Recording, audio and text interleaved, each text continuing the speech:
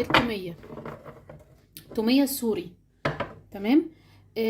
انا في نفس الكبه، لان هي اصلا بيتحط عليها مايونيز. انا سلقت بطاطستين اهو زي ما انتم شايفين حجمهم اهو. تمام.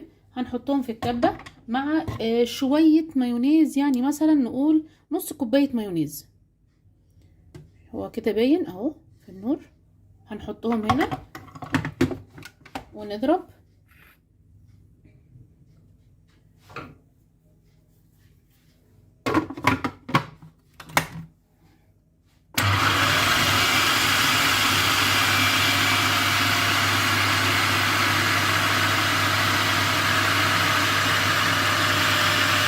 شايفين؟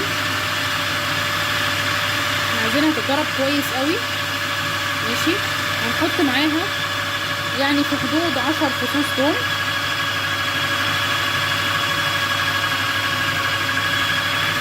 وهنسيبها لما تنعم خالص خالص. انا هنعمها واجيلكوا تاني.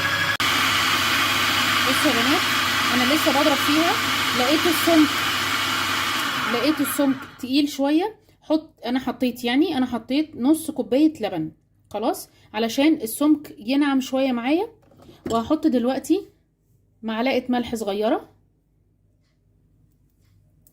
تمام. وهحط 3 معالق خل كبيره. وهنرجع نضرب تاني وارجع لكم تاني. انا خلصت. هوريكم السمك بتاعها. الكبه دي بعيده عشان نشوف. بصوا يا جماعه، بصوا السمك بتاعها. شايفين السمك عامل ازاي؟ وكريميه جدا. شايفين؟ وطعمها تحفه زي بتاعه السوريين بالظبط. انا بحب التوميه اللي بالبطاطس يمكن اكتر من بتاعه اللي هي النشا.